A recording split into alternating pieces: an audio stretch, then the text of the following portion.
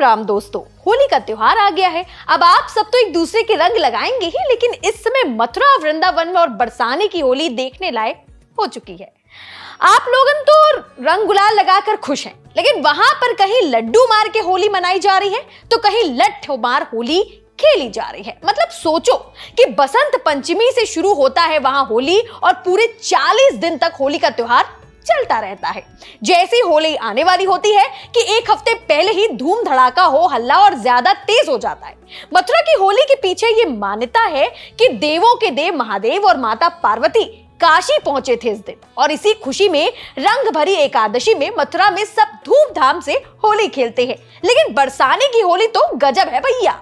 यहाँ मुंह खोलकर खड़े हो जाइए आसमान के नीचे, लड्डू गिरेंगे सीधे आपके मुंह के अंदर। सही में भैया, यहाँ रंग तो लगाया जाता है पर उससे पहले एक दूसरे पर लड्डू फेंके जाते हैं। हाँ भैया, लड्डू खाने वाले, मीठे मीठे मोतीचूर के लड्डू।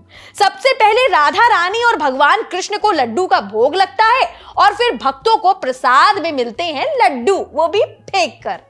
दरअसल बरसाने में श्री जी का मंदिर है। यहाँ श्री जी मंदिर में लोग रंग और गुलाल से खेलने के बजाय लड्डू फेंककर होली खेलते हैं। अब जाहिर है जिसके मुंह में लड्डू गया उसका मुंह मीठा हो गया, और इससे प्यार और मिठास भी आपस में बनी रहती है।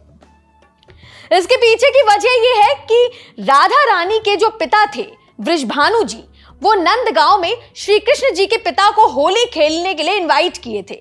तो ये इनविटेशन बरसाने की गोपियां नंदगांव लेकर जाती हैं और पुरोहित जी के जरिए इनविटेशन अप्रूवल को बरसाने तक पहुंचाया जाता है। अब पुरोहित जब बरसाने पहुंचते हैं तो उनका आदर सत्कार सम्मान होता है, लड्डुओं से मुंह मीठा कराया जाता है और कुछ गोपियां उन्हें गुलाल लगाती हैं गाल पर।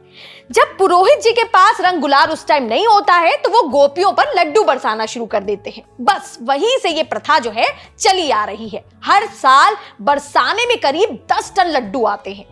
अब देखिए, बरसाना और मथुरा में तो लठमार होली होती है जिसमें सभी औरतें आदमियों पर लठ बरसाती हैं और वो आदमी ढाल को लेकर सिर पर रखकर अपनी अपनी खुपड़ियां बचाते हैं।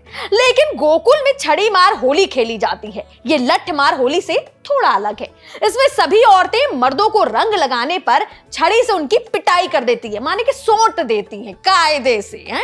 उधमबाजी होती है। रंग गुलाल की वजह से आपको हर गली में गुलाल बिखरा हुआ मिलेगा। हर जगह गुलाल की खुशबू और हवा में रंग के साथ साथ मथुरा के द्वारकाधीश मंदिर की झांकी सड़कों पर और राधे राधे की आवाज और ज्यादा शानदार हो जाती है। ये तो रही नॉर्थ इंडिया की होली, लेकिन साउथ स्टेट कर्नाटक के हम्पी सिटी में ढोल नगाड़ों के साथ जुलूस निकलता है। नाचते गाते लोग होली मनाते हैं। एक दूसरे को रंग से सराबोर करने के बाद तुंगभद्रा नदी में गोते लगाते हैं।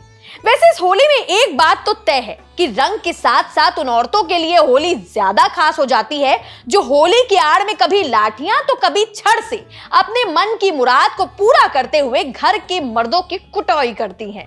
होली पर कोई बुरा भला नहीं मानता और पूरे साल की कसर लाठी और छड़ी के दम पर निकाल दी जाती है। वैसे आपको पता है राजस्थान में भी ऐसा ही होता है। यहाँ भी होली के दिन घर की औरतें मर्दों को पकड़ पकड़ के अपनी भाषा में, आम भाषा में जो बोलते हैं, कोड़ा मारती हैं।